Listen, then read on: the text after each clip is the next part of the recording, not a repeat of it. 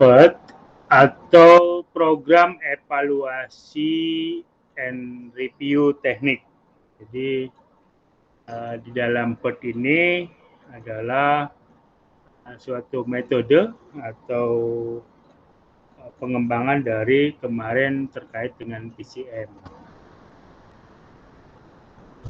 Kita akan bahas di materi ini yaitu perencanaan suatu proyek terdiri dari 3 tahap ya. Nanti kita bahas satu persatu.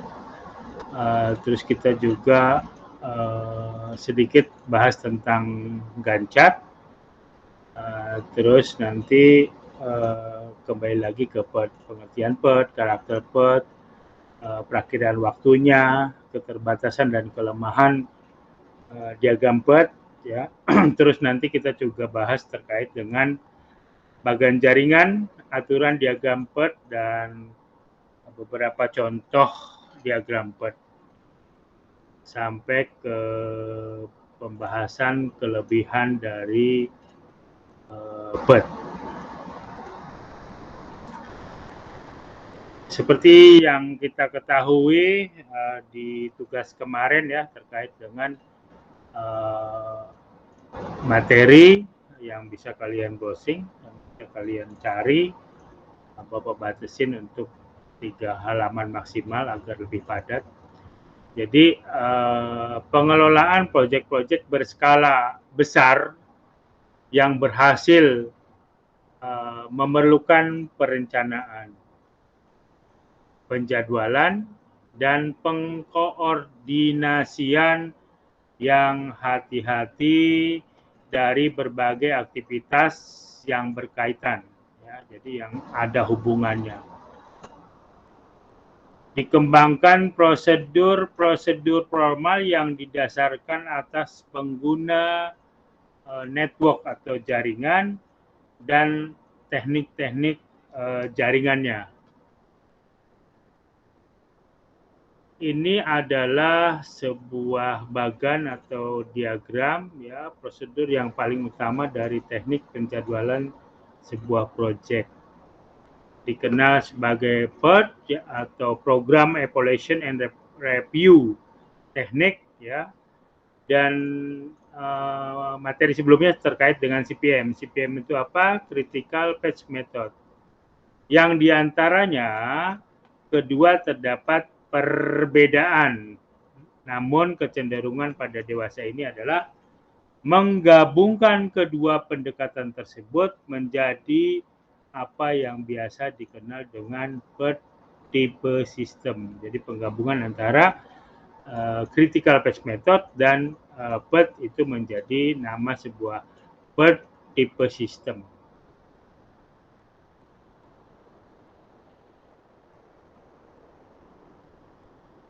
Oke, perencanaan suatu proyek terdiri dari 3 tahap. Tahap pertama, membuat uraian kegiatan-kegiatan, menyusun logika urutan kejadian-kejadian, menentukan syarat-syarat pendahuluan, mengurangi interaksi dan interdependensi antara kegiatan-kegiatan di dalam sebuah proyek. Perencanaan suatu proyek yang kedua yaitu penaksiran waktu yang diperlukan untuk melaksanakan tiap kegiatan, untuk menegaskan kapan suatu kegiatan berlangsung dan kapan kegiatan itu berakhir. Makanya dibuat ada namanya start, ada namanya finish dari sebuah kegiatan. Sedangkan tahapan yang ketiga yaitu menetapkan alokasi biaya dan peralatan guna pelaksanaan tiap kegiatan. Jadi terkait dengan penjadwalan, description-nya kegiatan, kita yang ketiga yaitu mengalokasikan biaya atau mempersiapkan biaya dalam pelaksanaan kegiatan tersebut.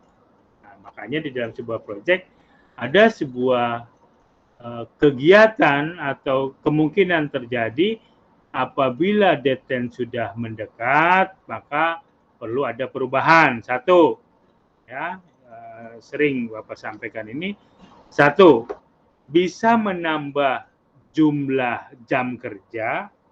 Kedua, bisa menambah jumlah tenaga kerja ya atau personilnya atau SDM-nya. Yang ketiga adalah menambah jumlah dua-duanya, yaitu jam kerjanya jadi lembur, selain jam kerja yaitu penambahan personil ya, jadi tenaga kerjanya nambah, jam kerjanya juga nambah. Itu pilihan yang ketiga ya. Jadi pertama, jam kerjanya saja tanpa menambah personilnya. Yang kedua, menambah personilnya saja tanpa menambah jam kerjanya, atau kedua-duanya, menambah jam kerjanya juga, menambah tenaga kerjanya juga. Itu perencanaan suatu proyek ya terkait dengan tiga tahapannya. Sekarang terkait dengan Gantt chart, yaitu penjadwalan proyek merupakan salah satu hal yang penting dalam manajemen proyek ya. Seperti kita ketahui bahwa penjadwalan itu penting, deskripsinya harus jelas, biayanya juga harus dialokasikan. Di mana penjadwalan ini memperlihatkan waktu pengerjaan tiap paket pekerjaan dan kejadian apa yang dihasilkan dari serangkaian paket kerja tertentu. Jadi jadwal proyek berhubungan dengan kejadian, milestone, termasuk Gantt chart, jaringan kerja proyek, atau juga termasuk di dalamnya yaitu diagram CPM dan diagram PERT. Gantt chart tidak bisa secara eksplisit menunjukkan keterkaitan antara aktivitas dan bagaimana satu aktivitas berakibat pada aktivitas lain bila waktunya terlambat atau dipercepat. Sehingga perlu dilakukan modifikasi terhadap Gantt chart, yaitu untuk dikembangkan teknik baru yang bisa mengatasi kekurangan-kekurangan yang ada pada Gantt chart. Cara baru itu dikenal sebagai jaringan kerja ya atau network. Sedangkan pengertian PERT ya, jadi suatu alat manajemen proyek yang digunakan untuk melakukan penjadwalan, mengatur dan mengkoordinasi bagian-bagian pekerjaan yang ada di dalam suatu proyek. Ini menurut Setyaningrum ya tahun 2011. Ada juga menurut Nurhayati pada tahun 2010. PERT juga merupakan suatu metode yang bertujuan untuk semaksimal mungkin mengurangi adanya penundaan kegiatan ya terkait dengan proyek, produksi dan teknik maupun rintangan dan perbedaan-perbedaan, mengkoordinasikan dan menyelaraskan berbagai bagian sebagai suatu keseluruhan pekerjaan dan mempercepat selesainya proyek. Ini menurut Nurhayati 2010. Jadi nanti kalau misalnya ada pertanyaan, PERT apa menurut Setyaningrum tahun 2011? PERT apa yang dimaksud dengan PERT tersebut oleh atau menurut Nurhayati pada tahun 2010. Tinggal kalian tulis ini saja. Karakteristik PERT. Jadi PERT ini punya beberapa karakteristik terkait dengan proyek yang kompleks menggunakan metode PERT. Ya, metode program, E-nya evaluation, R-nya review, T-nya technical. Maka akan diketahui satu, kapan proyek itu selesai. Bagaimana urutan-urutan pekerjaan, kapan mulainya dan kapan selesainya. Jadi kapan proyek itu selesai dan kita juga bisa tahu kapan itu mulainya dan kapan mulai atau kapan mulainya dan kapan selesainya, ya. Jadi terkait dengan urutan-urutannya. Pekerjaan mana yang paling lama, ya, dari urutan-urutan itu bisa dilihat atau bisa dibuat kesimpulan mana yang paling lama. Ada juga pekerjaan mana yang tertunda. Ada juga pekerjaan mana yang dapat diperhatian khusus, ya, mungkin terkait dengan kegiatan-kegiatan yang berpengaruh sama cuaca atau waktu pagi, siang, malamnya. Perkiraan waktu. Untuk setiap aktivitas, model biasanya mencakup 3 perkiraan waktu. Ini menurut Soeharto, ya, tahun 2002. Ada namanya waktu optimis, ya. Kalau dari CPM kan cuma hanya satu waktu, tapi di PETI ada 3, yaitu waktu optimis, yaitu perkiraan waktu yang paling singkat bagi penyelesaian aktivitas. Yang kedua adalah waktu perkiraan paling mungkin, yaitu waktu penyelesaian yang memiliki probabilitas tertinggi. Itu sesuai dengan yang diharapkan, ya, waktu yang diharapkan. Yang ketiga adalah waktu pesimis, ya. Jadi ada waktu optimis, ada waktu pesimis, yaitu waktu terpanjang yang mungkin diperlukan suatu kegiatan, waktu terlama lah, ya, jadi lebih lama. Kalau optimis, waktu yang lebih singkat. Jadi perakiraan waktu dari PERT itu ada 3, yaitu optimis, pesimis, dan perkiraan waktu yang paling mungkin. Ini untuk menghitungnya, ya, terkait dengan perhitungan. PERT menimbang ketiga perkiraan waktu ini untuk mendapatkan waktu kegiatan yang diharapkan atau expected time dengan rumusan waktu optimis ditambah 4 kali waktu perkiraan paling mungkin ditambah waktu pesimis dibagi 6. Ya, jadi ada waktu optimis, ada waktu pesimis, ditambah lagi waktu perakiraan paling mungkin dikali 4, ya, terus nanti dibagi 6. Itu rumusannya, ya. Ini jadi kalau misal dihitung berapa sih waktu yang sebenarnya pada PERT. Ya, kita lihat waktu optimisnya berapa, ditambah waktu pesimisnya berapa, ditambah waktu perkiraan paling mungkinnya itu 4 kalinya dari waktu perkiraan paling mungkin, terus dibagi 6. Keterbatasan dan kelemahan diagram PERT. Ya. Jadi keterbatasan dan kelemahan diagram PERT secara umum bahwa perkiraan atas waktu yang dibutuhkan bagi masing-masing kegiatan bersifat subjektif dan tergantung pada asumsi. Sehingga secara umum PERT cenderung terlalu optimis dalam menetapkan waktu penyelesaian sebuah proyek. Ini contoh bagan jaringan, ya. Jadi kalau misal sebentar, Bapak perbaiki dulu ini.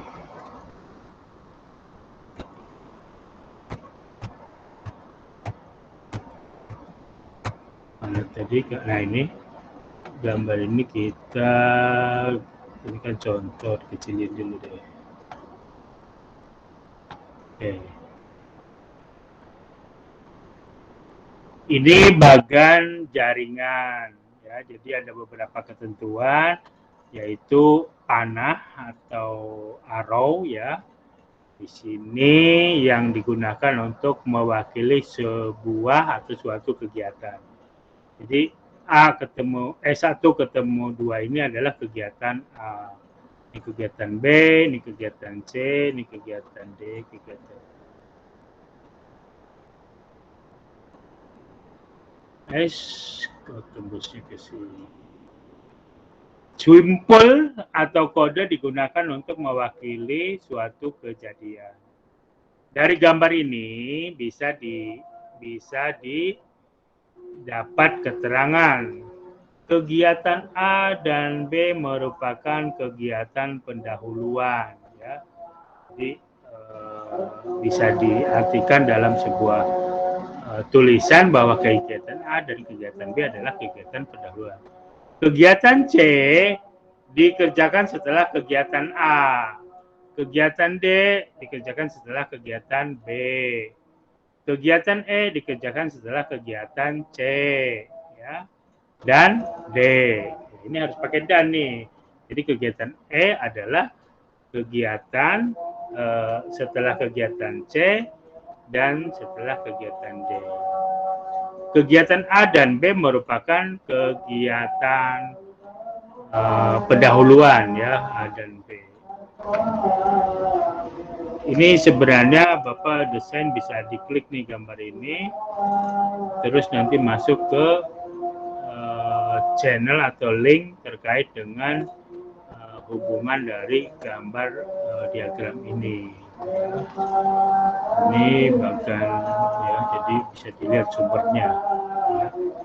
Karena etika di dalam pendidikan seperti itu. Jadi kalau menyampaikan bahannya dari mana, kita informasikan sumbernya, yaitu Pyrogel site file wordpress.com, ya, 2009. Aturan diagram PERT, ya, ini gambarnya nggak pas, ya. Bapak revisi dulu sebentar. Ini terkait dengan gambar di sini, ya. Ini bisa kita geser. Oke, sebentar. HP, nah yang ini kita geser ke bawahnya.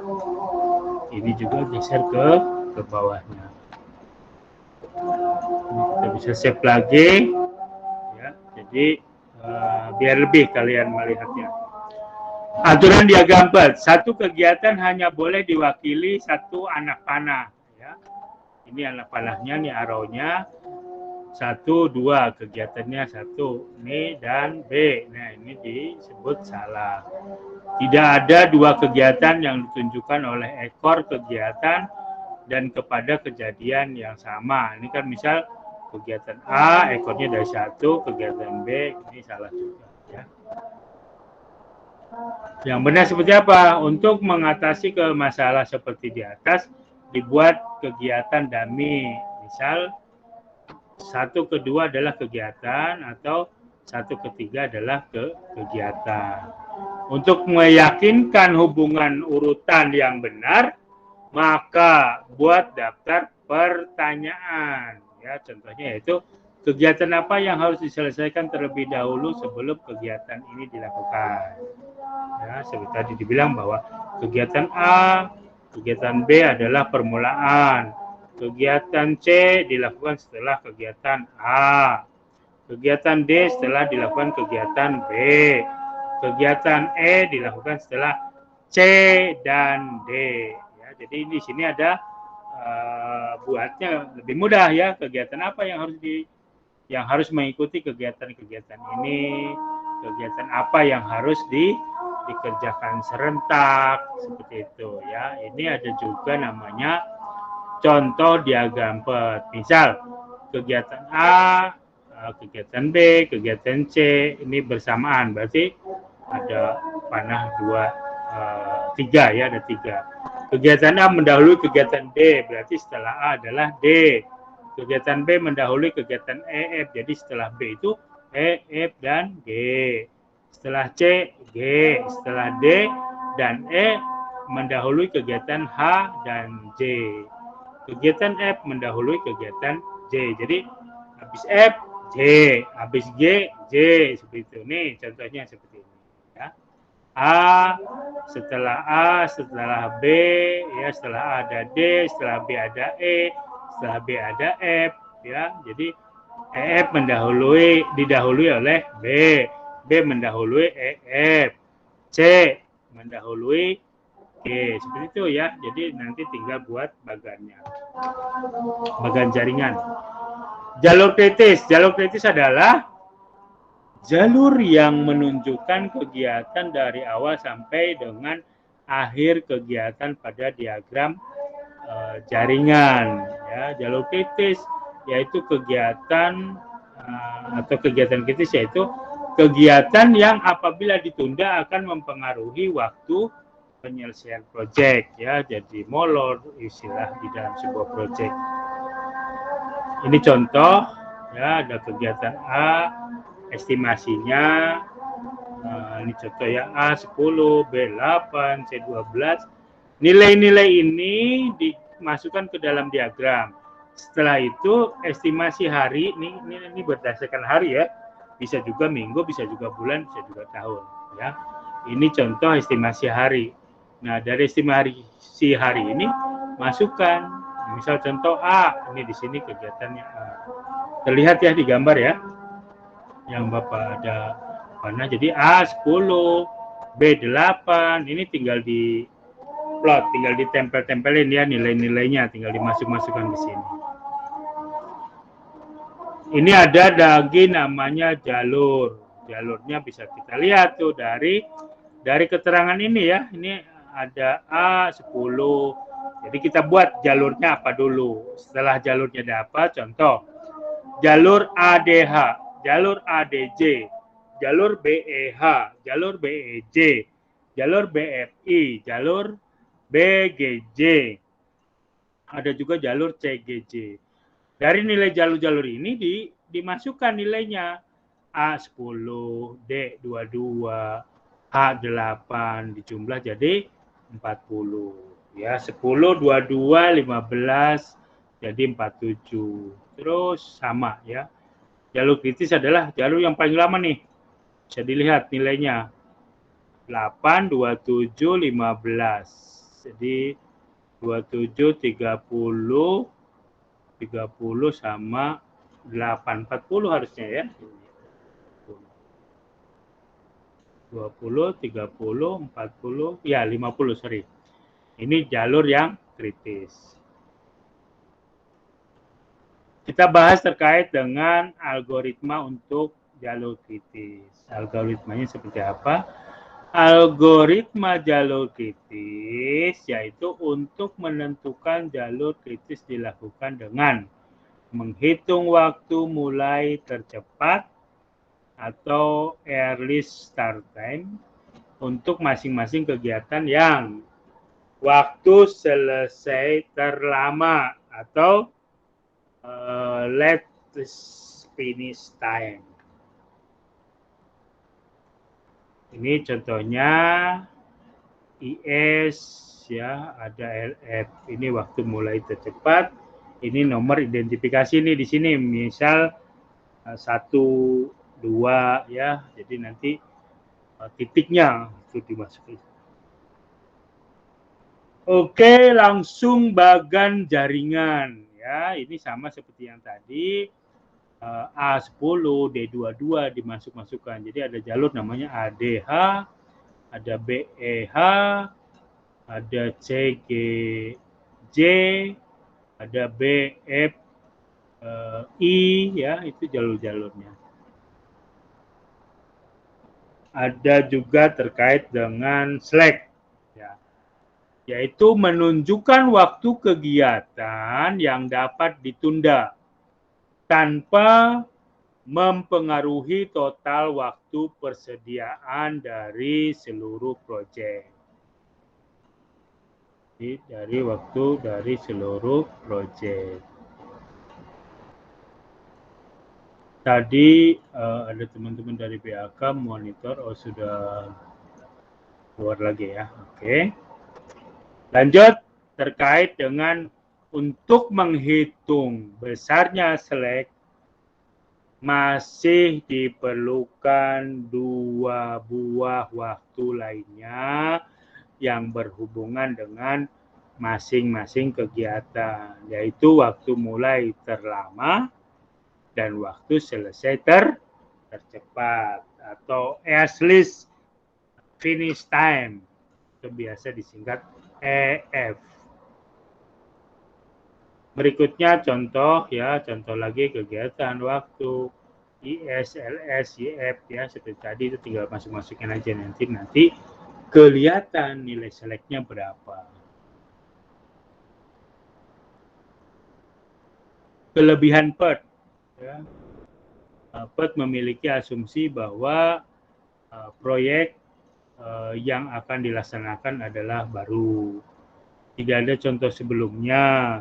Berdasarkan atas asumsi itu, maka orientasi dari metode PERT adalah mengoptimalkan waktu penyelesaian proyek dan belum menekankan soal minimasi biaya. Oleh karena belum ada pengalaman sebelumnya, maka waktu penyelesaian pekerjaan tertentu yang akan ada dalam proyek bersifat probabilistik.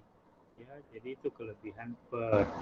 Kelebihan PERT yang lain yaitu PERT mencoba mengestimasi waktu aktivitas ini dengan formula. Bahkan PERT juga mencoba mencari suatu ukuran tentang variabilitas waktu penyelesaian paling awal.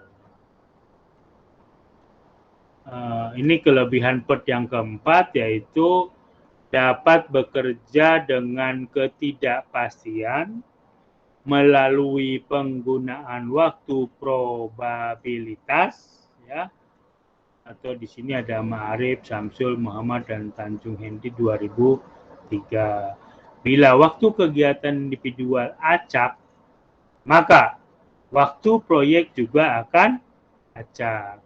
Bila waktu kegiatan tidak pasti, lintasan kritis pun bersifat acak. Hanya saja karena bekerja dengan ketidakpastian, maka lintasan kritis penyelesaian proyek pun menjadi tidak pasti.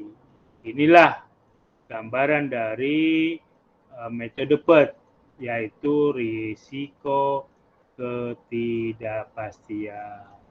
Sedangkan kelebihan PERT yang kelima, memperkiraan waktu yang diperlukan untuk masing-masing kegiatan seperti menit, jam, hari, minggu, atau bulan, ya, dan tahun kalau proyek-proyek lama gitu ya, adalah unit umum yang biasa digunakan waktu untuk penyelesaian suatu kegiatan. Sebuah feature yang membedakan PERT adalah kemampuannya untuk menghadapi ketidakpastian di masa penyelesaian kegiatan. Itu kelebihan PERT yang kelima. Ini Bapak sampaikan contoh-contoh diagram PERT, ya. Di sini contoh soalnya, ya. Misal kegiatan A, B, dan C kegiatan bersama, berarti langsung tuh cabangnya jadi 3, A, B, C. Kegiatan A mendahului kegiatan D, setelah A ada D. Kegiatan B mendahului kegiatan E, berarti setelah B ada E, F, G. Kegiatan C mendahului kegiatan G, berarti ada arah cabang dari C ke G. Kegiatan D dan E mendahului kegiatan H dan J. Kegiatan F mendahului kegiatan I. Jadi nanti main logika aja ya. Jadi setelah ini apa, sebelum ini apa, tinggal diimplementasikan ke dalam sebuah diagram. Ini kegiatannya ternyata ada estimasi harinya. Contoh kegiatan A, estimasinya 10 hari. B, 10 hari. C, 10 hari. D, 20 hari. E, 20 hari. G, 40. Terus, nah ini dimasukkan ke dalam bagan atau diagram PERT tadi, ya. Nanti kelihatan berapa jalur yang ada, jalurnya apa aja, ya. Ini soal juga, nih contoh-contoh soal, nanti baca saja, nanti Bapak share di Classroom, ya. Di Classroom-nya ini contoh-contoh, ya. Ini bahkan sampai ke 4. Oh, ini kalau dibuat tugas, posisi duduk dan lain-lain. Itu terkait dengan PERT, ya. Jadi program evaluation and review teknik PERT. Lanjut nanti ke materi kedua terkait dengan PERT ini. Oke, langsung kita kebut saja. Ada part yang kedua. Part yang kedua ini ya terkait dengan kompleksitas sebuah pengelolaan proyek. Part Program Evaluation and Review Technical yaitu kita bahas terkait kompleksitas sebuah pengelolaan proyek. Program Evaluation and Review Technical, yaitu terkait dengan PERT lagi kita bahas, milestone, project perencanaan PERT, keterbatasan dan kelemahan diagram PERT. Ya, sama seperti tadi ada keterbatasan, ada kelemahan, tapi kita dapat sumber dari yang lain. Kompleksitas sebuah pengelolaan proyek membutuhkan identifikasi dan pemetaan atas rangkaian kegiatan yang bisa saja dilakukan secara serial atau berurutan atau dapat dilakukan secara paralel. Pemetaan ini dapat disusun dalam bentuk model jaringan. PERT atau Program Evaluation and Review Technical ini yaitu suatu model jaringan yang mampu memetakan waktu penyelesaian kegiatan yang acak. Jadi sekali lagi ada pendapat yang mengartikan bahwa PERT itu adalah suatu model jaringan yang mampu memetakan waktu penyelesaian kegiatan yang acak. Di sini terkait dengan kompleksitas sebuah pengelolaan proyek. Sebuah pengelolaan proyek membutuhkan identifikasi dan pemetaan atas rangkaian kegiatan yang bisa saja harus dilakukan secara serial atau berurutan, ya, atau dapat juga dilakukan secara paralel. Pemetaan ini dapat disusun dalam bentuk model jaringan. CPM atau Critical Path Method dikembangkan pada tahun 1957 sebagai model jaringan untuk pemetaan alur sebuah proyek. CPM adalah metode perencanaan alur proyek yang menggunakan perkiraan waktu tetap untuk setiap kegiatan. Ya, kalau di PERT itu 3, ada optimis, pesimis, dan ada waktu yang paling memungkinkan. Kalau di CPM hanya satu, yaitu waktu perakhiran waktu untuk setiap kegiatan. Kompleksitas sebuah pengelolaan proyek. Walau mudah dimengerti dan digunakan, CPM tidak mempertimbangkan variasi waktu yang mungkin saja dapat terjadi dan dapat memiliki dampak yang besar terhadap target waktu penyelesaian sebuah proyek. Program Evaluation and Review Technique atau PERT adalah suatu model jaringan yang mampu memetakan waktu penyelesaian kegiatan yang acak.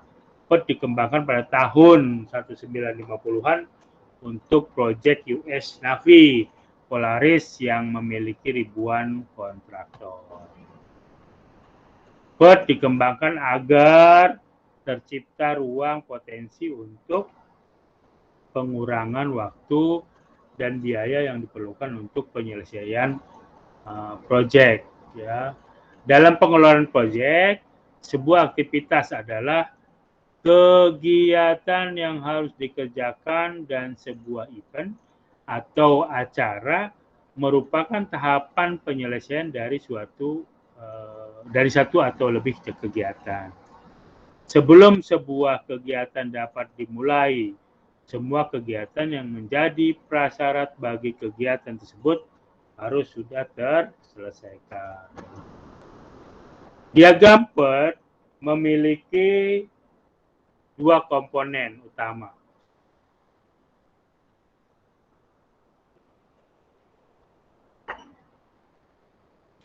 Diagram PERT memiliki dua komponen utama, yaitu aktivitas dan tonggak event atau acara atau milestone. Kedua komponen ini ditandai dengan busur atau titik. Ya, jadi ada busur ya atau titik. Aktivitas ini digambarkan pada busur dan milestone digambarkan pada titik atau lingkaran. Contohnya, aktivitas digambarkan oleh busur dan diberi kode A, B, C, dan seterusnya. Ya, jadi pakai huruf A, huruf B, huruf C, dan lain-lain. Aktivitas digambarkan oleh busur yang diberi kode A, B, C, dan seterusnya sebagai simbol kegiatan. Misal A, sebagai kegiatan A adalah jaringan server, kegiatan B adalah pemasangan rak server, kegiatan C adalah pengetesan jaringan, misal. Busur juga diberikan keterangan berapa lama perkiraan waktu yang dibutuhkan untuk menyelesaikan kegiatan yang bersangkutan. Ya, dihitung, dilihat dari jumlah tenaga kerjanya karena pengaruh ya. Kerjakan 5 orang sama 10 orang pasti waktunya berbeda selesainya. Kalau ada yang masih bingung terkait milestone, sedangkan milestone digambarkan oleh titik lingkaran yang diberi nomor kode yang naik berurut dari awal hingga akhir diagram. Penomoran dengan kode 10, 20, 30, dan seterusnya bertujuan untuk memberi ruang apabila kemudian diperlukan penambahan kegiatan di antara masing-masing titik. Misalnya di antara titik 10 dan di antara titik 20, 30, 50 mungkin ya. Proses perencanaan PERT meliputi langkah-langkah ya. Jadi ini ada penambahan materi PERT 2 yaitu proses perencanaan PERT meliputi langkah-langkah. Pertama, mengidentifikasi kegiatan aktivitas dan tonggak proyek atau milestone yang spesifik. Kedua, menentukan urutan yang tepat dari kegiatan-kegiatan. Ketiga, menyusun model diagram jaringan. Memperkirakan waktu yang diperlukan untuk masing-masing kegiatan. Menentukan tahapan dan jalur kritis. Melakukan pemantauan dan evaluasi serta koreksi pada diagram PERT selama proyek berlangsung. Itu proses perencanaan PERT terkait dengan langkah-langkahnya. Diagram PERT sangat bermanfaat bagi pengelolaan sebuah proyek karena menyediakan informasi jangka waktu penyelesaian proyek, kemungkinan penyelesaian proyek sebelum tanggal yang ditentukan terhadap kegiatan yang kritis yang dapat berdampak langsung terhadap waktu penyelesaian proyek, kegiatan yang memiliki tenggang waktu relatif longgar yang seharusnya dapat dikelola sebagai tambahan waktu bagi tahapan kegiatan kritis atau juga tanggal kegiatan dimulai dan tanggal kegiatan berakhir. Jadi ada waktu yang jelas kapan mulainya, kapan selesainya. Keterbatasan dan kelemahan diagram PERT ya seperti yang tadi kita bahas juga, yaitu secara umum adalah bahwa perkiraan atas waktu yang dibutuhkan bagi masing-masing kegiatan bersifat subjektif dan tergantung pada asumsi, sehingga secara umum PERT cenderung terlalu optimis dalam menetapkan waktu penyelesaian sebuah proyek.